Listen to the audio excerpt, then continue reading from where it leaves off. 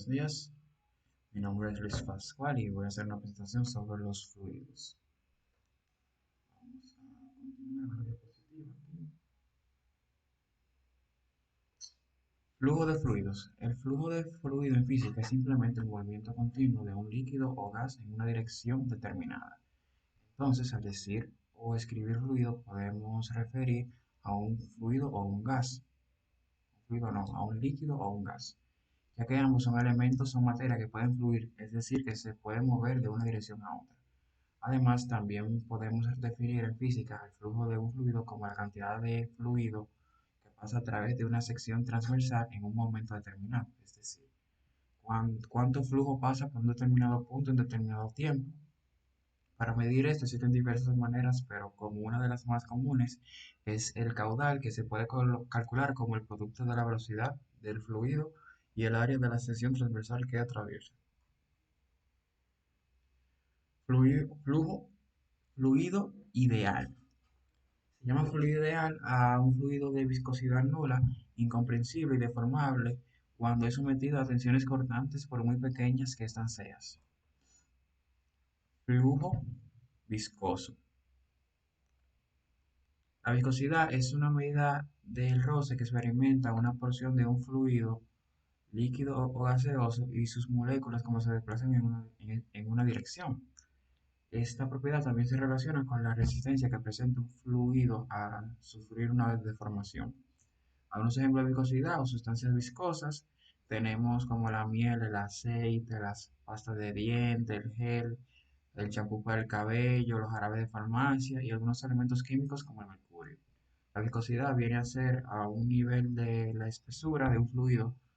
Hay líquidos que fluyen muy fácilmente, por ejemplo el agua, por lo que se les denomina fluidos livianos, mientras tenemos líquidos que fluyen lentamente como el ketchup, la pasta de tomate, los cuales se denominan espesos. En ese sentido, la fluidez sería lo contrario de la viscosidad. Línea de flujo. Se denomina línea de flujo a la trayectoria seguida por un elemento por medio de un móvil. En general, a lo largo de la línea de flujo, la velocidad del elemento varía tanto en magnitud como en discreción. Si todo elemento que pasa por un punto dado sigue la misma trayectoria que los elementos precedentes, se dice que el flujo es satisfactorio. Flujo estable. Se dice que el flujo de fluido es estable si en cualquier punto dado la velocidad de cada partícula de fluido que pasa permanece constante. Tubo de flujo. Un tubo de flujo se define como una región del espacio con forma cilíndrica o tubo que contiene un campo magnético de forma que en el campo creado en la superficie del tubo es paralelo a dicha superficie. Tanto la sección transversal del tubo como el campo contenido en él pueden variar a lo largo del tubo, pero el flujo magnético es siempre constante.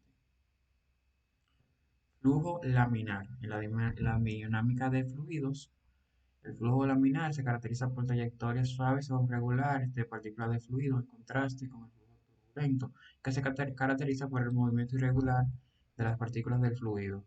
El fluido fluye en capas paralelas con una mezcla lateral mínima sin interrupción entre las capas. Por lo tanto, el flujo laminar también se conoce como flujo aeróbico o flujo viscoso. Ecuación de continuidad. La ecuación de continuidad para un fluido incomprensible establece que la masa total de un fluido que circula por un tubo sin pérdidas ni ganancias se mantiene constante. En otras palabras, la masa se conserva sin cambios a medida que el fluido se desplaza. Un fluido incomprensible es aquel cuya densidad permanece aproximadamente constante mientras fluye. Por ejemplo, el agua es un líquido considerado incomprensible bajo las condiciones estándar de presión y temperatura. Hay una forma matemática de expresar la conservación de la masa en la ecuación de continuidad dada por masa 1 por volumen, que es igual a masa 2 por volumen 2. La ecuación de Bernoulli. Este principio se conoce generalmente como el principio de conservación de energía, que establece que la energía total de un sistema aislado permanece constante si se dice que se conserva con el tiempo. Eso es equivalente a la primera ley de la termodinámica. dinámica que se utiliza para desarrollar las ecuaciones energética general en la termodinámica. Este principio puede usarse en el análisis de fluidos que fluyen y este principio se expresa matemáticamente en la siguiente ecuación que vemos aquí en pantalla. Muchas gracias, esta fue mi exposición. Luis Pascual, 230238.